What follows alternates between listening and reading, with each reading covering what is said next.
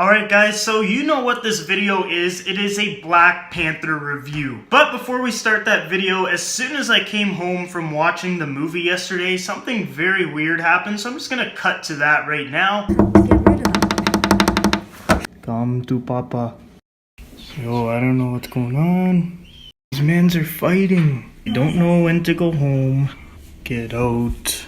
Skunks, more like skanks. So guys, Black Panther is the very first solo Black Panther movie, and I gotta say I was super excited for this movie. And coming out of it, I was just as excited as I was before the movie. So this movie basically takes place right after Civil War. T'Challa is coming home with some of his buddies, and he's going to become king because of course T'Chaka is dead. So this movie's really great. You get to see all of the Wakandan culture, which is really cool. It's just really awesome to explore somewhere that we haven't seen yet, and all of the great characters that came along with that. So T'Challa's coming home, and he's basically going to become king, and like the official Black Panther. So you also get to see like a bunch of these rituals that they do when they like select a new king and a new Black Panther, aka the protector of Wakanda. So all of that cultural element was just very cool to see on the big screen. Let's talk about some of the characters. Chadwick Boseman as Black Panther, or T'Challa, was awesome. He was very emotional.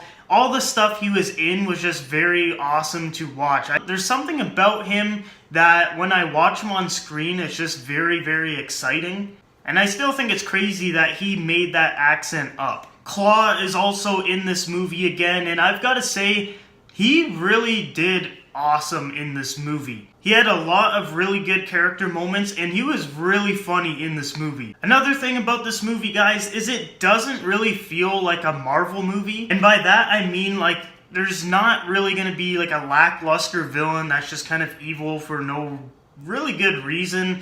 And there's not just going to be like comedy to kind of ruin really deep scenes, and it's not going to be like a really funny movie, if that makes sense. This movie had a really strong message. The villain was really torn, and there was like really good reasons of why he was doing what he was doing. And it didn't really connect too much to the Marvel Universe, which I know a lot of people really like, but for this movie, I'm glad they didn't do that. To be honest, there was only really one scene in the entire movie that really is a connector to the Marvel Universe. And I liked how they did that because it really lets you focus on Wakanda and T'Challa and his story. Getting back onto the story point, so this movie is basically all about T'Challa becoming the king. And with that, there's actually people that are allowed to basically challenge for the throne. And that's where Killmonger comes in. He wants to take over Wakanda. And that relationship is just awesome to explore. Like T'Challa and Killmonger just going at it, different beliefs and everything.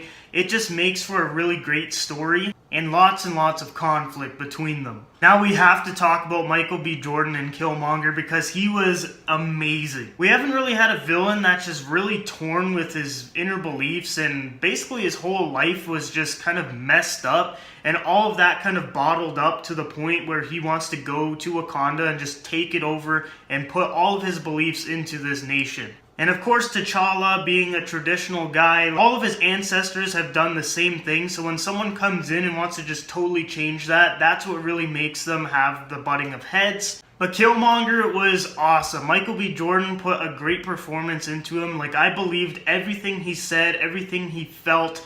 You get a really great backstory with him, which you don't really get with too many Marvel villains. Like, I would say Loki was really the only other villain that had a great backstory. And having that just really makes you care about the character throughout the movie, because when I was seeing like final act stuff of Killmonger, I was thinking of stuff that happened in the first like 20 minutes, which is always a good thing because you really want to care about the characters. He did some messed up stuff in this movie. A villain is supposed to do that. I've said this in other reviews, but if you have a villain that doesn't like kill anyone, doesn't really do anything evil or wrong, then he's not really a villain. Me, when I think villain, I think like Heath Ledger Joker. Like, he did some messed up stuff, and you can really understand why the hero wants to stop them. That's just my opinion on a good villain in the movies. The comedy in this movie was awesome too. To be honest, I didn't really think it was going to be that funny of a movie, but Chadwick Boseman, Claw, a bunch of other characters had some really funny moments, and you'll definitely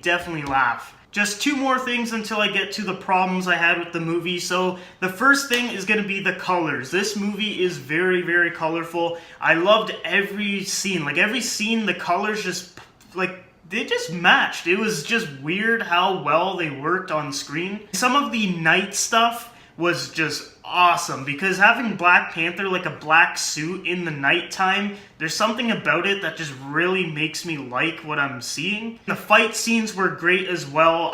There's something about the claws and like all the acrobatic stuff that Black Panther can do that I just love seeing on screen. And he also got a new suit, which is really cool. If you guys know, in Civil War, it was kind of like armor. Like he literally had to put it on, put a helmet on, whatever. This one, it's basically a suit that just comes onto him. Like he doesn't have to physically put anything on, which is really cool and functional. It also absorbs kinetic energy, so if he gets shot a bunch of times, that kinetic energy from the bullet basically charges up this purple stuff, and then he can like blast it out and attack people, which was really awesome. So that was all the good stuff about the movie, guys. Now on to some of the problems I had with the movie. So before I start this, I know that this movie hasn't been getting really any negative feedback on it, but the stuff I have to say isn't really that bad. So the first thing is there wasn't enough Killmonger, and I know this isn't really that bad of a thing. It's kind of a good thing because I really like the villain that much that I wanted to see more of him. But he does show up in the beginning, and then he kind of leaves for almost an hour and then comes back, and all that stuff is great. I just wanted to see a little bit more of him. Next up is the fight sequences. Some of them were great, and then some of them was that shaky cam stuff.